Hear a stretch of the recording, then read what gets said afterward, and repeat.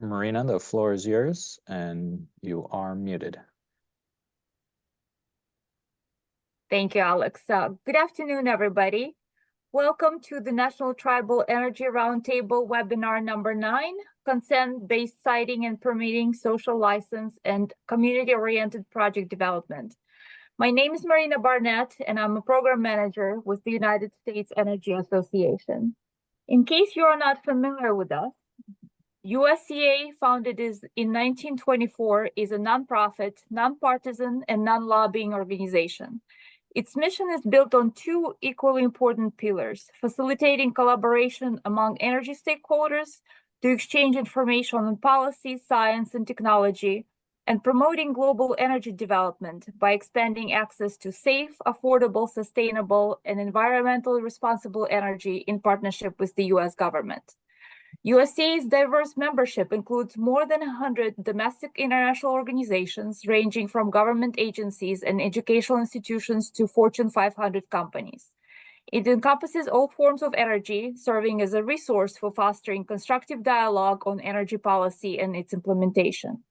Through its flagship events, webinars, briefings, and workshops, USCA provides an unbiased platform for discussing the most pressing energy issues. In line with its mission to increase understanding of energy developments domestically and internationally, USCA launched the Consensus Program in 2008 in collaboration with the U.S. Department of Energy's Office of Fossil Energy and Carbon Management. This initiative focuses on advancing carbon capture, utilization, and storage technologies, as well as other carbon management solutions to help meet global decarbonization goals. Despite significant progress, CCUS and carbon management technologies remain under-recognized, even as their widespread adoption is critical for addressing the continued reliance on fossil fuels, particularly in developing nations. USA's Consensus Program has been running a series of webinars on energy-related issues for the tribal communities within the framework of the National Tribal Energy Roundtable.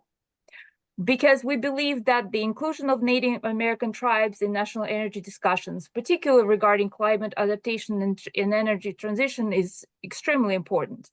Tribes have historically played a crucial role in ensuring U.S. energy security through their production of uranium, coal, oil, gas, and hydropower.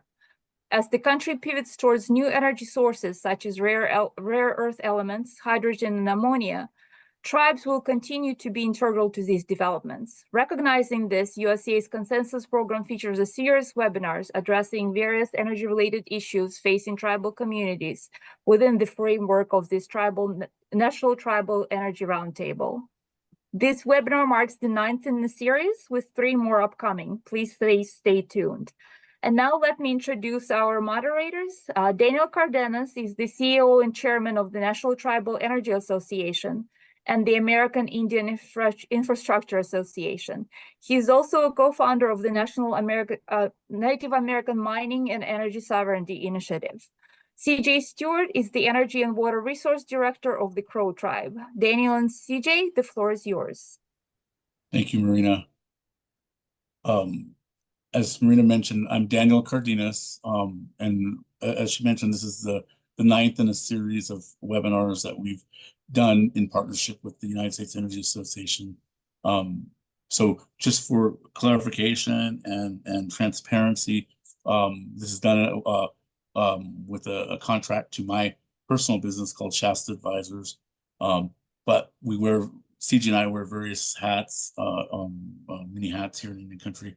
Primarily, as she mentioned, I'm the CEO and the chairman of the board of the National Tribal Energy Association, which represents the 4 largest energy producing tribes in the country, one of which is the Crow Nation, which CJ is a member of, has been and he can talk to you about his background, but and he's been also a partner with me in Shasta Advisors for many years. Along our journey, one of the things that Marina mentioned as well is the initiative that we worked on, or that we continue to work on, the Native American Mining and Energy Sovereignty Initiative that we have in partnership with the Colorado School of Mines as a tribally based ecosystem for discussions on advanced energy, renewable energy, fossil energy, on critical minerals, and especially community engagement is one of the key pillars of that initiative. And so today's talk on community consent, I think is really important. We've been having this conversation, not just me and CJ, but many of us, including folks that I recognize on the out there listening to us and watching us today, or in the space as well. And so, but community consent, social license, I think as a subject, I think is really important and doesn't really get a lot of attention. Just because it's never framed in that way when we're talking in country. At least that's my opinion. And so what we wanted to do is bring in two speakers, Cassie from Boise State University. She'll talk about her project and the work that she's doing, and Jennifer from Equitable Origin. And for transparency, I sit on the board of directors of Equitable Origin, and so I wanted to make that clear, so that there's no conflicts. And so I'll stop. CJ can introduce himself, and then we'll have Cassie and Jennifer introduce themselves. Thank you. Thanks, Daniel. Hello, everyone. My name's CJ Stewart. I serve as the Energy Director for the Crow Tribe. I've served in many capacities. I've also served on the council with the Crow Tribe for 8 years, 2 terms, and I've served on the National Coal Council and served on the 114th Congress National Resource Advisory as the vice chairman of that committee. And you know, I've served as a coal miner. You know, like Daniel said, I've wear various hats. Co-founder with the National Tribal Energy Association, and very proud of the work that we're doing. And I just wanted to make it short and sweet there, and just hand it right back to Daniel, and then we can go ahead and get started with our panelists here. Thank you, CJ. Cassie, can you introduce yourself? Yes, I'm really grateful to be here today and interested in this conversation. My name is Cassie Kerner. I'm the Assistant Director of the Energy Policy Institute at Boise State University. Daniel and I have been working together for a while on the project that I'll be talking about today, and I'm very happy for the contributions that he has made and the outreach he's provided and the insights he's provided. And I feel that there are many more spaces that contributions could be made and should be made. And I'm hoping that this conversation today just opens more opportunities for that. And I am looking forward to how we can better understand consent itself and the types of questions we should be asking and the kinds of information we should be bringing to the table and the kinds of people who are missing from the table, and how to better develop these processes. So I'm very interested in the conversation we'll be having today and how we can continue it outside of this space. So thank you for this opportunity. Thank you, Cassie. Jen, can you introduce yourself? Hello, everyone. Hopefully everyone can hear me okay. My name is Jen Turner, and I'm Energy Director for a nonprofit called Equitable Origin.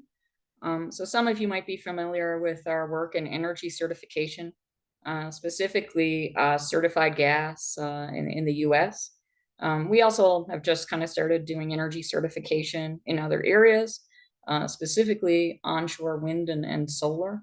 And very appreciative to be part of what I see as a foundational conversation about consent. I see this as an opportunity to do better than the mistakes of the past. And I think it's so important to come together and have collaborative discussion about what that looks like and how to get there. Because even today, I don't think there is enough recognition and understanding of consent as it relates to projects. And there is so much focus on targets and where we need to be in energy transition and where. And I still think in many ways it's failing to even consider the needs and rights of communities.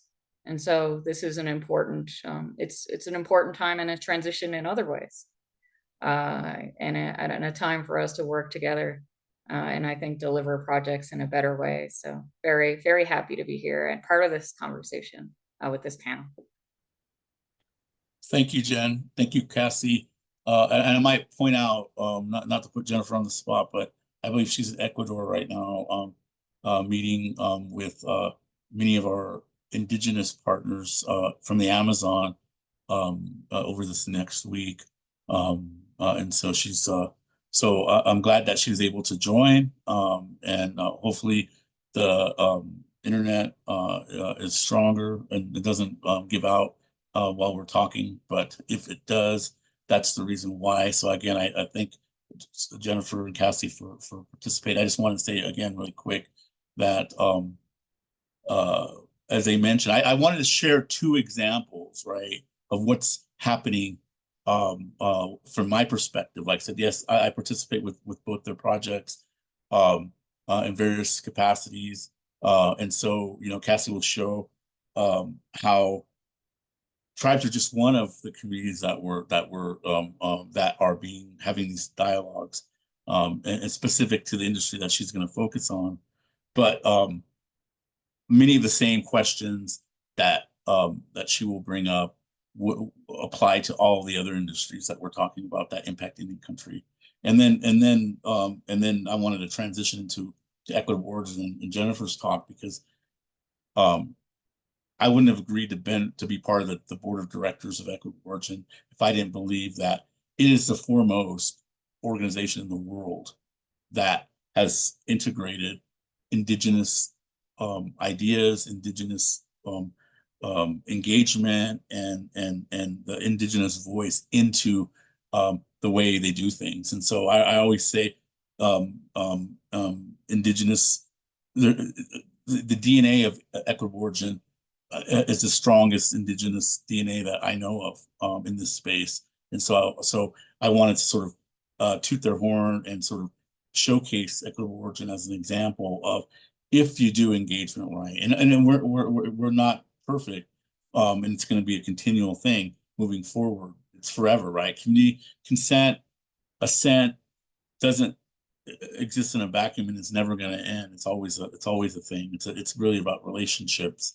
But I wanted to highlight those two things. So I don't want to take up more about Cassie. I mean, you bring up many good points, and I'm reminded of one of the discussions that we've had among our consortium, who many of are. It's kind of daunting sometimes because, you know, most academics have PhDs and they're really smart and experts in their fields.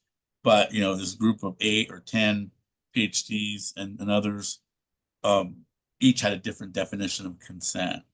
And so we spent hours literally, and the conversation's not finished. This was our sort of first stab at it. And everybody had a different definition and understanding of consent.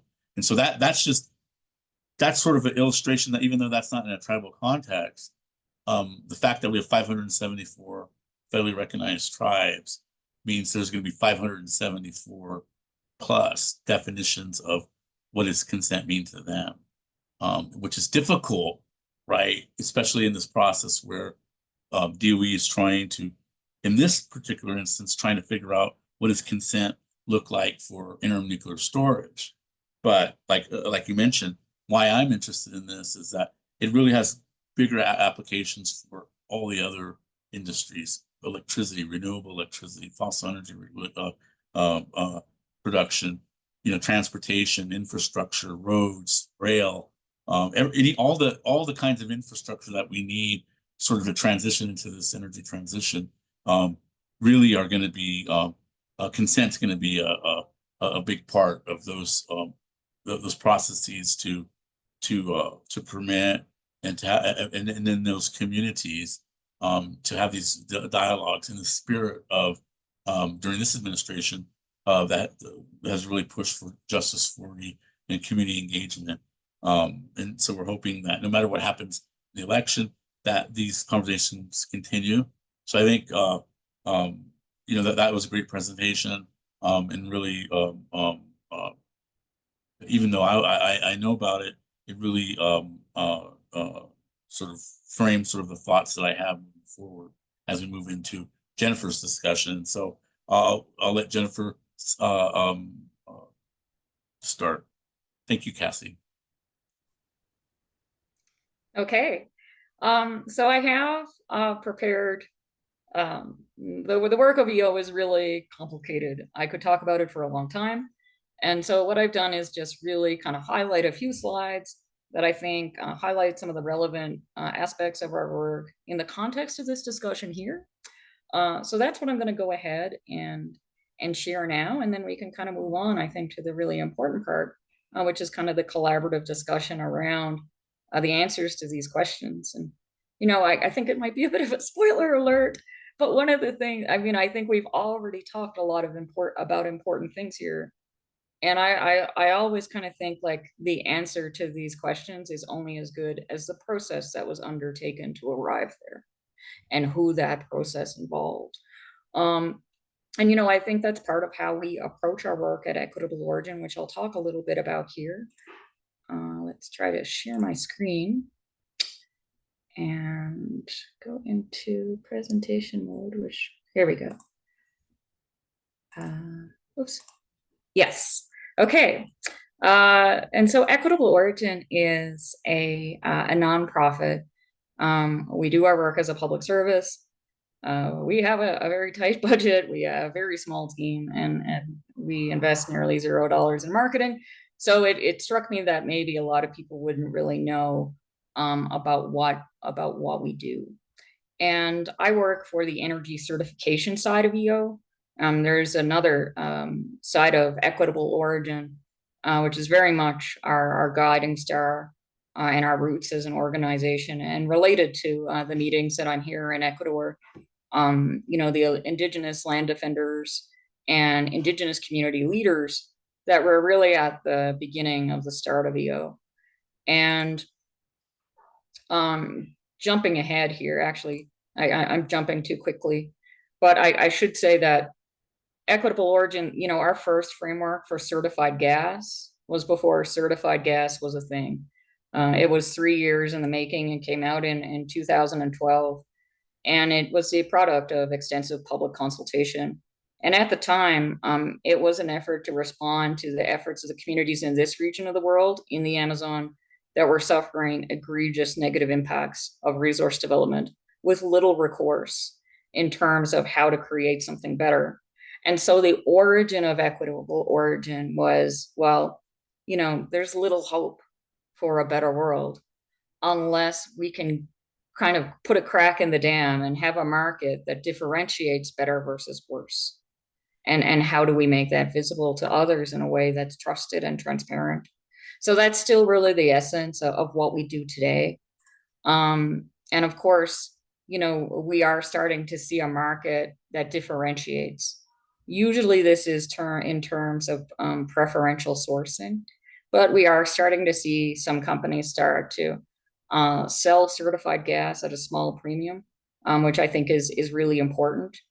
And we have, this is, where we're standing in terms of our certified gas areas and the companies that we work with in Canada and the US. We do have 2 major new regions. We do envision this work as a global effort. So those regions are in the process of coming online, and, hoping to have some announcements about that in the near future. And I'll highlight, some of these boxes here you'll see and highlighted in dark green. And there's another nonprofit that we work with in the US called Methane Intelligence.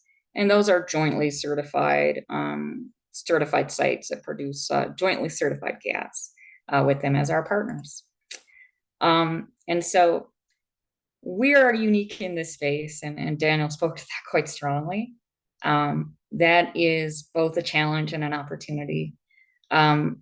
Usually the certified gas space, like including our partner, Methane Intelligence, it focuses really highly on methane and emissions and incentives. usually it is very hard to wedge in other considerations like impacts on communities and the things that are important to them. That is very much at the core of our business and how we view and score projects. So we do what we like to think is closer to broad spectrum ESG. There are frameworks that are really kind of built through collaboration over time in accordance with international methodology. And of course, as our understanding evolves, those frameworks, evolve as well. And, we report the way that we do things, the way the standards change. We report that on an ongoing basis. So this is the important part about this is that for every project that moves through equitable origin, we have 5 pillars. These 5 pillars have been the same since the very beginning of equitable origin going into 2012. Principle 1 is really important because corporate governance, when you look at the processes underneath that and how much integrity there is or isn't, or how much transparency there is or isn't, that really translates to the strength of a lot of other metrics.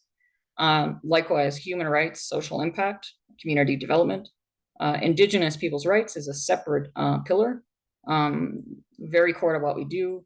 Fair labor working conditions and, climate change and environment. And now I want to tie this back into our group discussion. So one of the things that I've highlighted 2 things here that I think are very important takeaways for you and the work that we do. One is we look at a project as a journey. And I really enjoyed how Cassie talked about consent as a process and how the status of that, can change over time. And it really kind of needs to be informed through more collaboration. When Cassie talked about bottom-up engagement and Daniel talked about the importance of relationships, I really felt like we were getting to the core of what we need for a shared understanding. And so for every certified site with all of these companies, they go through the same certification process. It repeats every year. And I've highlighted a couple. Well, when a company is interested in doing certification, we give them this full tool so they can see how much their practices align or not. Around that time, they realize how much work it is to do certification with equitable origin. And a lot of times they just decide to not go ahead or to do an easier certification. And that's fine.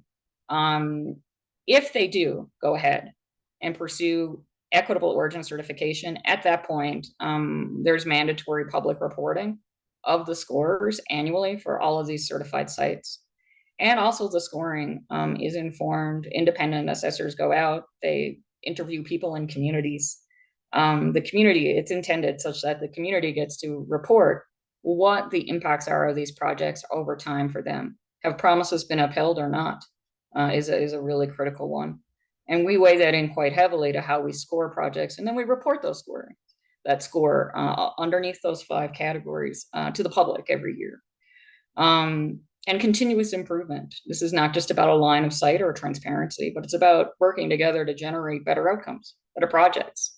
And so, usually scoring gets higher over time. And every year, companies, they receive suggestions, and feedback about what could help them do better in the future. Lots of times, actually, that is feedback from a community. It is, the assessors went out and interviewed community members, and, they've been raising these concerns with your company about maybe dust or people driving through the community at hot speeds that are too high. And that hasn't been properly resolved.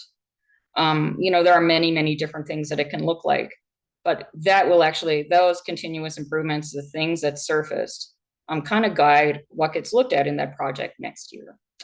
And rinse, wash, repeat. So a very short presentation, but I think I highlighted a couple of things about the aspects of what we do that I think are particularly important to this discussion, and really looking forward to having this discussion here, especially considering, I think, every time I have a conversation about consent, it is so different. Here with community leaders and Indigenous leaders, many of which go back to the origins of EO, the conversation about consent is very different than we would have in Canada and then I would have with our certified producers in the US.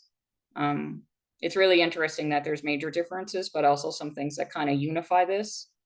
And in every single one of these spaces, it changes over time, as our understanding changes.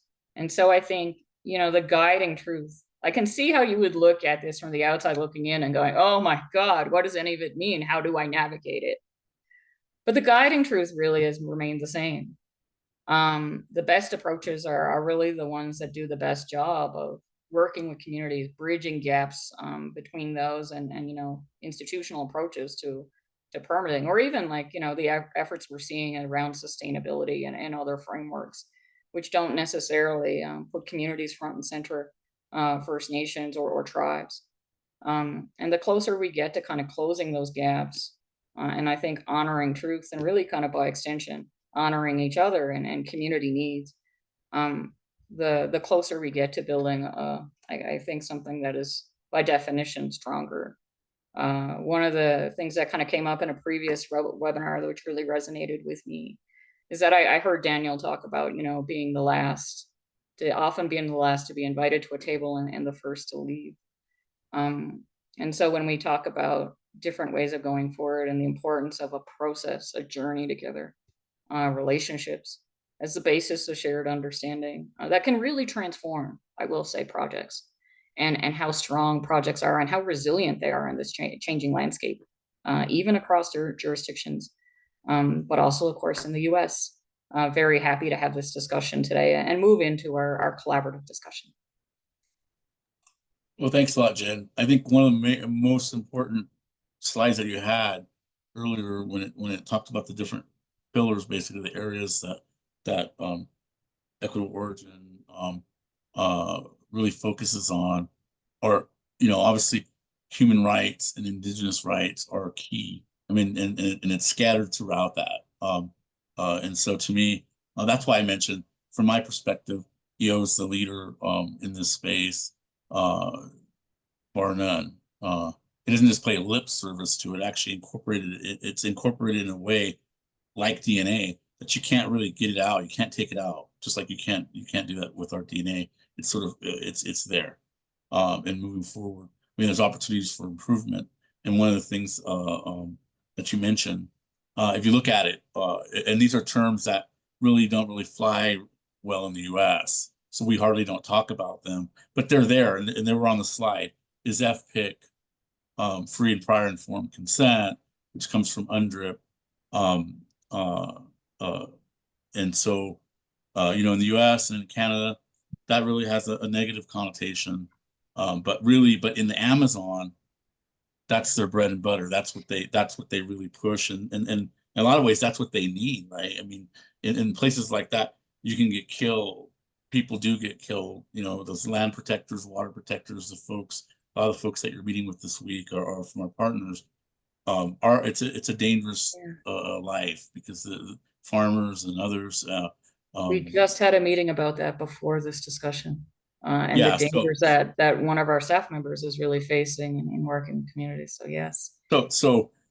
But they use FPIC very strongly. That's like their guiding light. And here in the US and here in Canada, it's perceived differently, and so we have to look at it differently. But and I will say this, one of the things that we're working on is FPIC 360 is the tool that we have that's been developed at EO for advising on basically community engagement in this space. And so we're just starting an initiative to sort of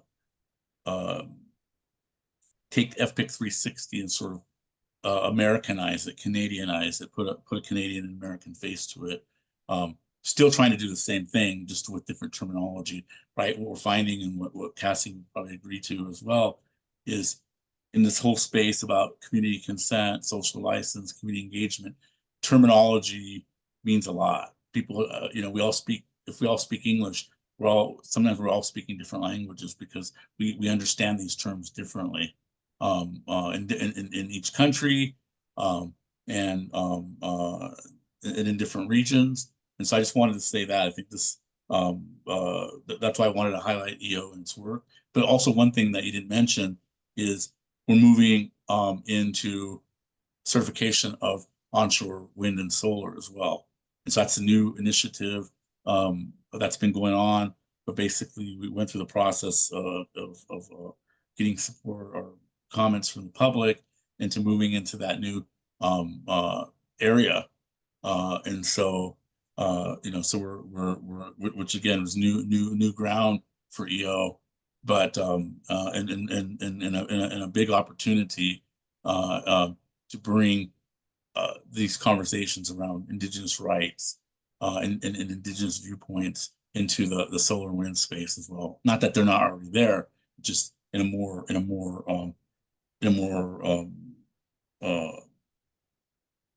a certified way when we start looking at certification of those processes. And the reason, again, I mentioned this is because this is a hot topic, right? Not that the point of the webinar wasn't that this wasn't happening. The dialogues are happening all the time. There's multiple voices out there from every developer, from all kinds of nonprofits, from tribes, academia, government. And in a way, there's too much noise. And I liken it to how I've explained it is many in Indian country, not just Indian country, not just with tribes and tribal communities, but many of the disadvantaged communities are friends and relatives in Hispanic, Latino, African American communities, and other disadvantaged communities. There's a sense, there's an overload, there's an engagement overload. So many projects are happening, so many opportunities are out there, so many grants are coming out from the feds, and every time somebody makes an application, somebody goes to a tribe or a community and asks for their support, a letter of support, partnership, and there's not enough hours in the day to deal with all of those. So a lot of times we just overload, we tune out because a lot of tribes don't have resources. If they do, they don't have enough staff. There's enough time in the day to deal with all the opportunities to partner. And so it's engagement overload.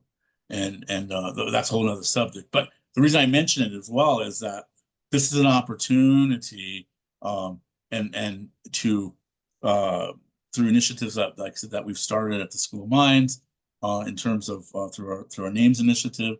One of the things that's just interesting to me is sort of trying to create model engagement practices. That's part of what, not necessarily what Cassie's doing, what the DOE's asked our consortium to do, but really we're moving down that road. But like I said, there's 574 tribes.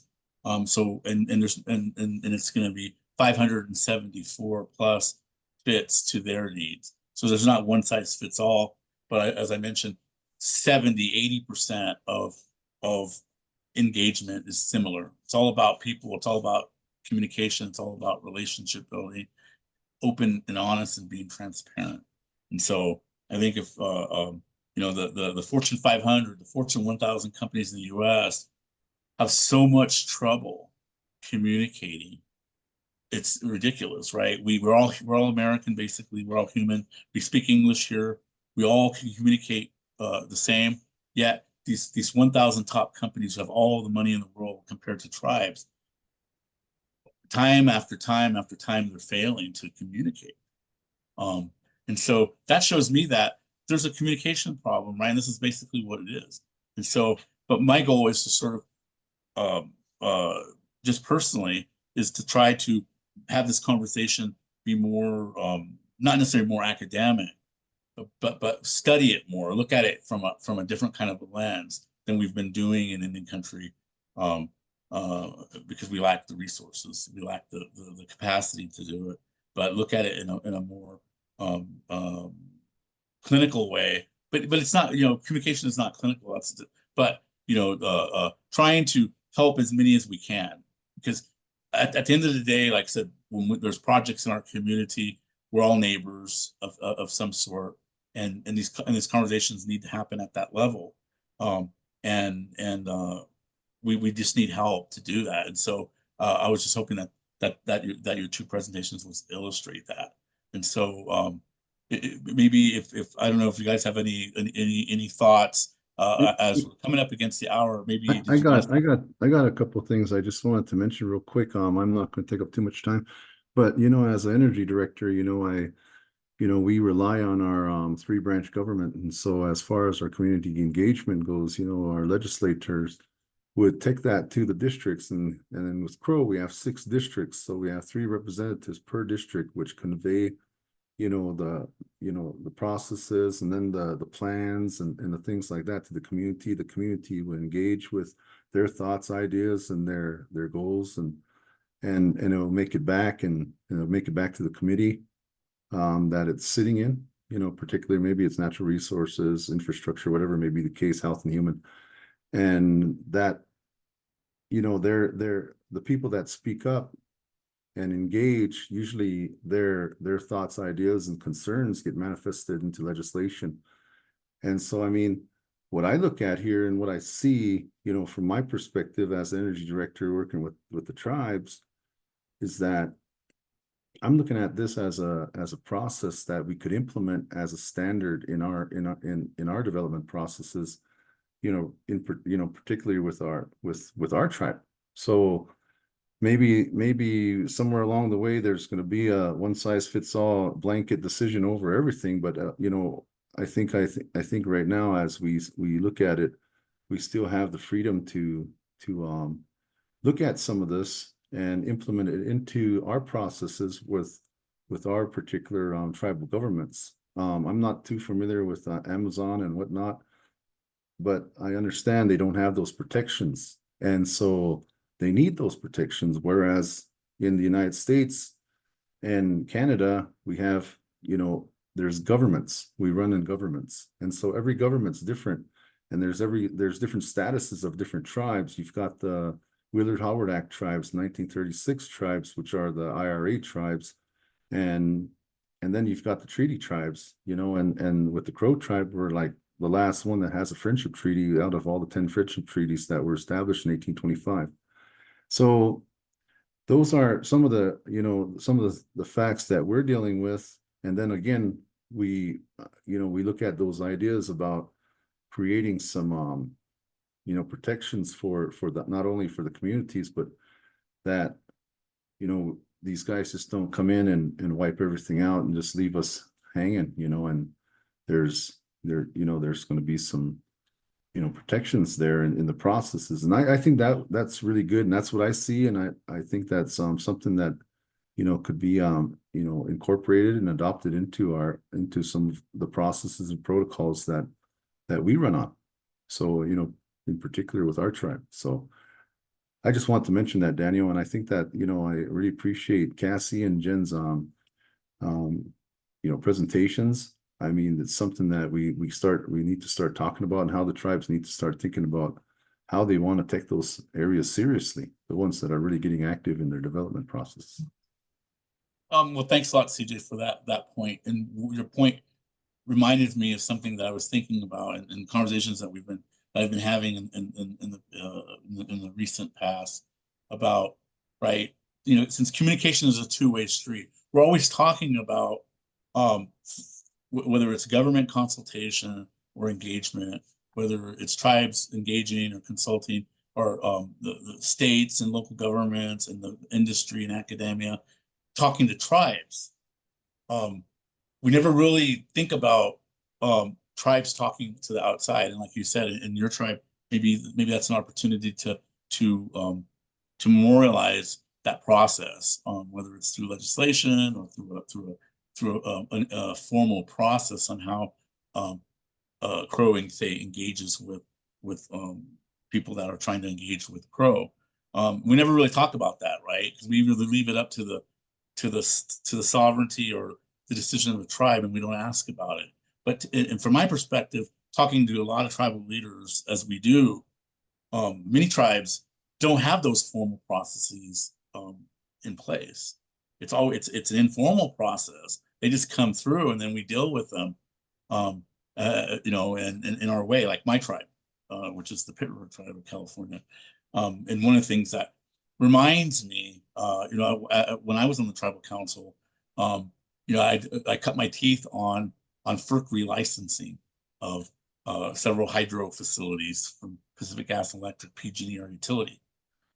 We didn't have a process, and I don't know if my tribe does to this day. I'm assuming that it doesn't. But at that time, we did not have a process, and so they just threw me as a new 18-year-old newly elected tribal council person to go deal with PG&E and FERC, and go to those meetings and having to understand all the terminology. It was sort of throwing me to the fire, but I succeeded. But the reason I mention that is you guys have probably heard recently where my tribe, the River Tribe, and some partners have asked the BLM, have asked President Biden to create a new national monument around to the west of or east of Mount Shasta, which is a sacred mountain in our tribe, and the Medicine Lake Highlands, which is a really important space and place for a new monument there. Primarily because a company called Calpine has been trying for the last 30 years, ever since I was on the council, at age 18 in 1992, Calpine has been trying to do some geothermal development there on our sacred lands, and so the tribe's been fighting it ever since. And so that's as an example. But my gut is our tribe probably doesn't have an organized process to deal with engagement. And so I think this is an opportunity again with our Names Initiative and creating this collaborative ecosystem that we're trying to do at the Colorado School of Mines, is a place where tribes in the industry, academia, government can come together and create models for engagement moving forward. But again, it's not one size fits all, but at least it will cover a lot of different low-hanging fruit and give us a lot of opportunity to have discussions, hard discussions about the energy transition. Because like Jennifer said earlier, that is something that I say. I always say tribes are always the last to be invited to the dinner table, but we're always the first to be asked to leave. And potentially that's going to happen no matter what happens in our elections coming up. Because I mentioned it last time, is because of I'm fearful because of these large budgets and these deficits that in the past we've always seen that when there's belt tightening happening at the federal government level, we're always the first ones that have to cut our budgets, and I don't see that any differently today. And so we've got to be proactive in not only holding industry and government's feet to the fire when they're engaging with tribes. We as tribal community members have to hold the feet of our tribal leaders to the fire as well, to make sure that they're also engaging correctly and properly, and nothing falls through the cracks. Because that's an issue that I find happening in any country, because we don't have the capacity, because we don't have a lot of resources. A lot of tribes, right? There's like I said, there's a whole gamut of tribes, as you know. It was 574 tribes. If the top 10%, 57 tribes had their act together. They had all the funds in the world. They had all the staff in the world, all the lawyers. They had all the advisors. They knew everything. That meant 90% don't, and that's over 500 tribes. And so, so that's what worries me a lot, is that, or it's the bottom 50% or the bottom 10%, the tribes that are least equipped, but are in the most, the areas where there's a lot of development that's going to happen. And so anyways, I wanted to make that point. I know we're at the 12 o'clock hour. If Cassie or Jennifer, do you guys have any other points, having listened to each other, listening to our comments, is there anything that you might want to clarify or maybe in closing say something? Just the differences between different communities. And a starting point for any of this is to approach that with the humility of not knowing. I think you should approach it assuming that different communities will have highly different needs and different starting points, even different abilities to be able to understand and have this conversation and capacity. And all of this starts with processes that are able to kind of meet the communities where they are. With the understanding that can look really, really different. And there are some things about this that are the same. So even when, you know, in our conversations with people that are really working in the Amazon and, you know, working with the Syncopi, you know, women's collective, like, you know, amazing groups that are doing amazing work in this region. They're also aware that different communities are almost like different nations with very different processes of decision making and governance. They're really aware of and supportive of how that looks different in the US and Canada.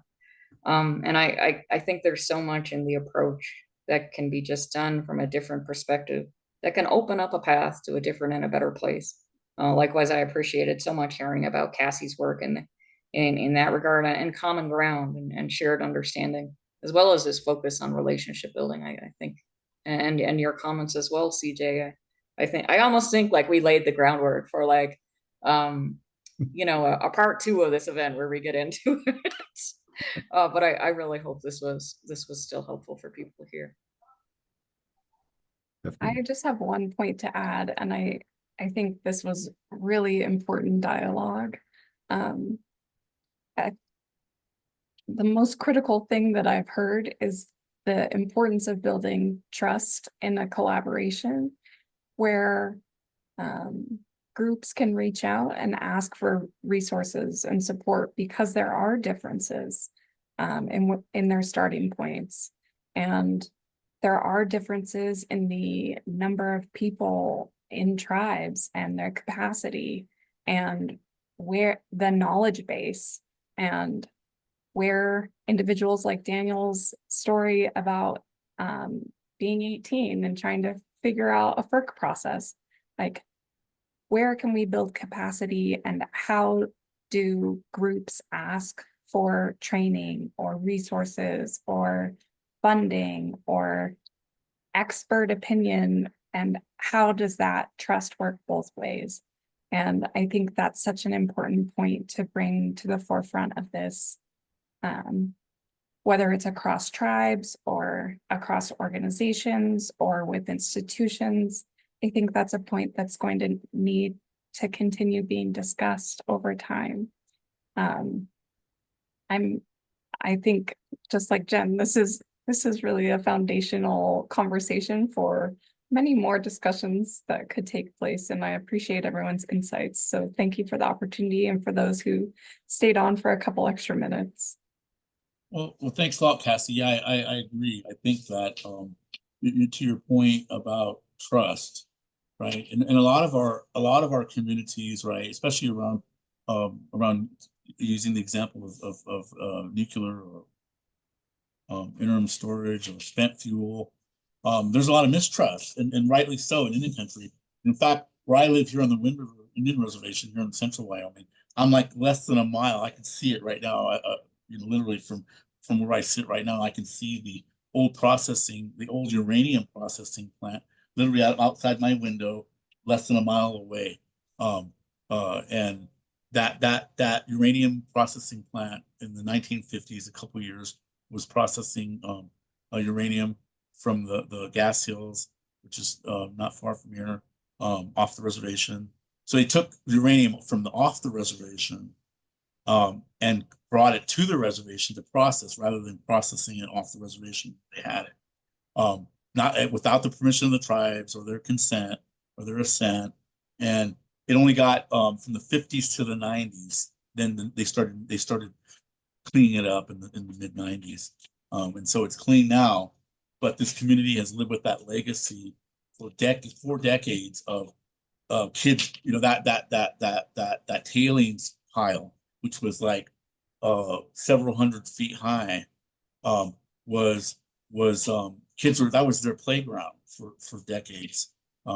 It turned into like a hill. And people had forgotten, but you know that the mitigation of that is relatively recent, and so that's still in people's mind. That's still fresh when we start having these conversations about these really hard subjects. And so you know, I think that trust is important, and people really have to, like I said, it's a two-way street. And so And as you know, in this process that you've gone through, the team has gone through, there's been a lot of suspicion about the intentions of our group, or if we're spies for the DOE or for industry, or all these kind of things. And and so really it takes that discussion and that patience with communities to have those conversations.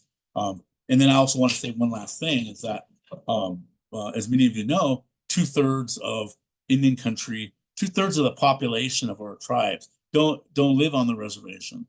They live in Denver, they live in Billings, they live in Salt Lake, Phoenix, Albuquerque, Minneapolis, Chicago, LA, Bay Area. They live elsewhere.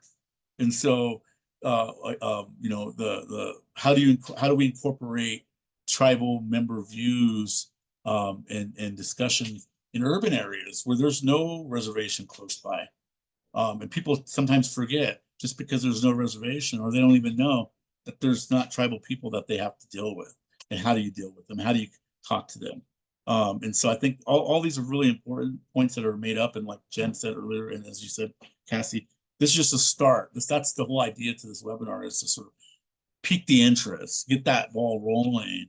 And I'm hoping that people in the audience, I'm hoping that us as speakers and moderators can move that conversation forward that's needed. And so again, I want to thank you, Cassie. Thank you, Jen. Thank you, CJ. Thank you, Marina and Alex, for our time here.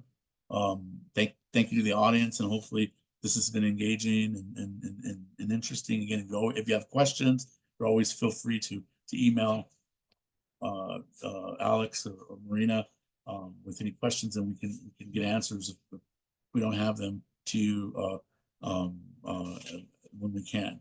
So I'll stop there and turn it over to you, Marina.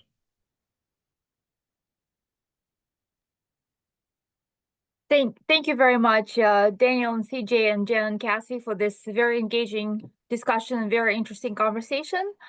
I know we're a bit of overtime, but I'd like to give the audience a chance to ask a question. If anybody has a question, now is the time to ask. Going once, going twice. Okay. Once again, thank you very much. And we hope that we will have another chance to have you present on these and other interesting topics, and maybe even continue this conversation, as you alluded, might be helpful and interesting for everybody. For our audience, thank you for joining us, and please stay tuned for the announcement of the next webinar that is coming soon. Until then, thank you and goodbye.